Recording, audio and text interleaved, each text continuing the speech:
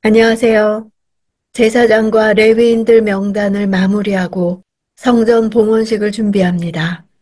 오늘 본문은 느헤미야 12장 22절에서 30절입니다. 22절 엘리야십, 요야다, 요하난, 야뚜아 때의 레위 사람들 가운데서 우두머리들과 제사장들의 이름은 페르시아 왕 다리오의 통치기에 기록됐습니다. 기록됐다 하는 동사는 수동 분사형으로 계속의 의미를 나타내 4명의 대제사장 시대에 레위인들의 우두머리들과 제사장들의 명단 작성이 계속해서 이루어졌음을 보여주고 있습니다. 레위 사람들 역시 매우 중요한 종교적 직무를 감당했으므로 이들 가문의 지도자들의 명단이 특별히 관리되었습니다. 본문의 다리오 왕은 다리오 2세로 추정합니다. 24절 레위 사람들의 우두머리들은 하사랴, 세레랴, 감미엘의 아들 예수아인데 이들은 하나님의 사람 다윗이 명령한 대로 자기 형제들과 마주보고 두 무리로 나뉘어 서로 마주보고 서서 화답하며 찬양과 감사를 드리는 사람들이었습니다. 포로교환 공동체의 성전 예배는 다윗 시대의 제도에 따라 회복되었습니다. 다윗 시대는 아직 성전이 지어지지는 않았지만 완공될 성전을 바라보며 하나님의 뜻에 따라 예배 제도를 정비한 시대였습니다. 따라서 다윗이 명한 대로 예배 제도를 회복시키는 것은 이상적인 예배의 회복을 바라는 자들의 당연한 행동이었을 것입니다. 여기서 하나님의 사람이라는 표현은 일반적으로 하나님의 뜻을 선포하고 실행하는 선지자들에게 자주 사용된 표현입니다. 모세에게도 붙여진 표현이기도 합니다. 다윗에게 이 표현은 특별히 예배 제도의 정비와 관련해서 사용되었습니다. 모세가 성막 예배를 세웠다면 다윗은 성전 예배를 세운 것입니다. 다윗이 명한 제도가 하나님의 뜻에 합당한 이상적인 제도임을 말해주는 것입니다. 레위인 찬양대가 다윗이 명한 대로 반차를 따라 조직적으로 활동했음을 밝힘으로써 예배의 정통성과 합법성을 강조합니다. 뛰어난 시인이며 악기 연주자였던 다윗은 누구보다도 찬양의 가치와 능력을 잘 알고 있었습니다. 따라서 그는 음악에 재능이 있는 레위인들을 모아서 24반열로 찬양대를 조직하고 제비 뽑은 순서에 따라 차례대로 성전에서 봉사하도록 했는데 이러한 전통이 본문에서 회복되고 있는 것입니다. 26절 이들은 예수아의 아들이며 요사닥의 손자인 요야김과 총독 느헤미야와 제사장이자 학사인 에스라 때에 섬긴 사람들입니다. 모든 명단을 마무리하며 포로 귀환 당대의 제사 제도를 정비하는 데 중요한 사역을 했던 제사장 요야김과 느헤미야와 에스라의 이름을 언급함으로써 포로 귀환 공동체가 지향하여야 할 목표가 무엇인지를 다시 한번 분명히 하고 있습니다.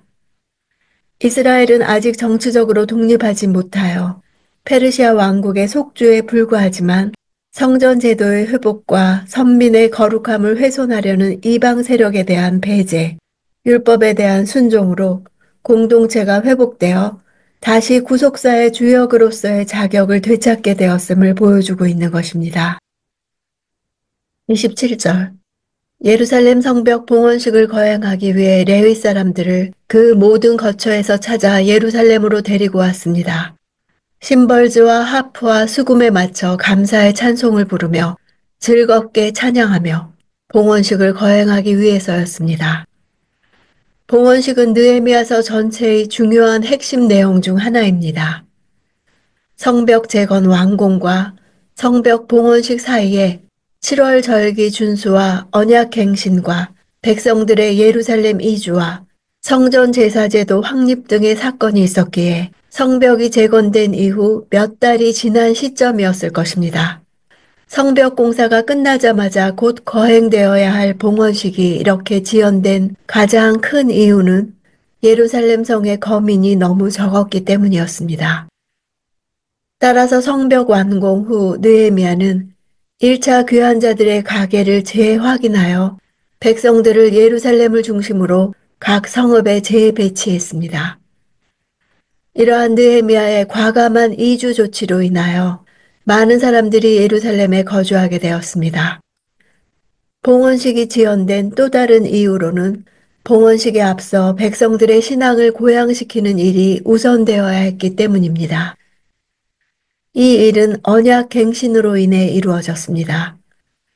이렇듯 예루살렘으로의 백성들 이주와 언약 갱신으로 인한 여호와 신앙 고양으로 이스라엘이 내외적으로 선민으로서의 지위와 신정 국가로서의 면모를 회복한 이후 느헤미야는 그동안 미루어왔던 성벽 봉헌식을 거행했습니다.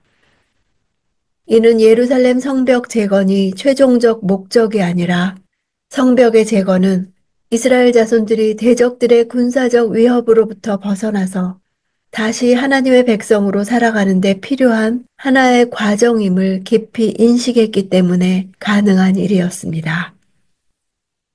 28, 29절 이에 노래하는 사람들이 예루살렘 외곽 지역 곧 느도바 사람들의 마을과 백길갈과 게바와 아스마웻 들판에서 모여들었습니다. 노래하는 사람들은 예루살렘 외곽에 자기네 마을을 이루고 있었던 것입니다. 이들은 각각 가문별로 흩어져 살았을 것이고 성벽 봉헌식에 즈음하여 함께 예루살렘으로 이동했을 것입니다. 노래하는 사람들의 거주지를 보면 예루살렘과 그리 멀지 않았습니다. 이들이 예루살렘 근처에 자신들의 주거지를 정하여 공동으로 거주한 것은 필요에 따라 성전 봉사에 언제든지 즉각적으로 응하기 위한 의도 때문이었습니다. 30절 제사장들과 레위 사람들은 스스로 정결의식을 치른 뒤 백성들과 성문들과 성벽을 정결하게 했습니다. 정결 작업은 과거의 전통에 따라 속죄를 위한 제사, 금식과 성관계의 자제, 희생제사와 목욕, 의복을 갈아입는 등의 행위들을 취했을 것입니다. 성문들과 성벽 등 건물을 정결케 하기 위해 레위기에서 나오듯 정결 예식을 행한 제사장이 새의 피를 오슬초와 홍색실에 묻혀 뿌리는 방법을 썼을 것입니다. 성벽 봉헌식은 하나님의 백성의 거룩함을 훼손하려는 대적들의 공격에서 벗어나 하나님의 백성으로서 삶을 제대로 살아가는 데 있어서 중요한 전기를 이루는 사건이었습니다. 따라서 그들이 봉헌식을 거행함에 있어 가장 먼저 앞세워야 할 것은 바로 하나님의 백성으로서 합당한 정결함이었습니다.